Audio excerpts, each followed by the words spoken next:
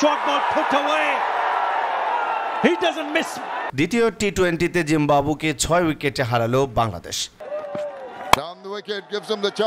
জিম্বাবুয়ের বিপক্ষে 5 ম্যাচের টি-20 সিরিজের আরও এক ধাপ এগিয়ে গেল বাংলাদেশ।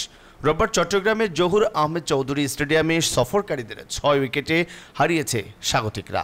এর মধ্যে দিয়ে সিরিজের বাংলাদেশ 2-0-তে এগিয়ে গেল।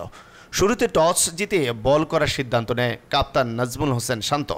নির্ধারিত 20 ওভার 7 উইকেট হারিয়ে 138 রান তোলে সফরকারীরা।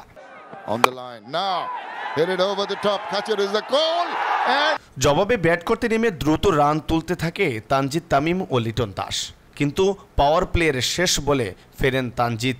তবে লিটনের পুল আর স্কুপ দেখে মনে হচ্ছিল হয়তো ফর্মে ফিরলেন তিনি, কিন্তু এদিনও স্কোর লম্বা করতে পারেন নাই এই ডানহাতি ওপেনার। 25 বলে 1 ছক্কা ও 2 বাউন্ডারিতে 23 রান করেন তিনি। তামিম লিটনের মতো এদিন সুবিধা করতে পারেন নাই কাপ্তান শান্ত। তার ইনিংসে একটি ছক্কা থাকলেও প্যাভিলিয়নের পথ ধরেন 10 ওভারের আগে।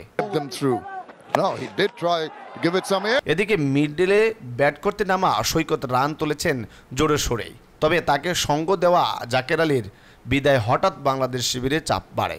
তবে সেই চাপ কাটিয়ে নেন অভিজ্ঞ মাহমুদুল্লাহ। অবশেষে হৃদয় ও মাহমুদুল্লাহ অপরাজিত থেকে জয় নিয়ে মাঠ ছাড়েন।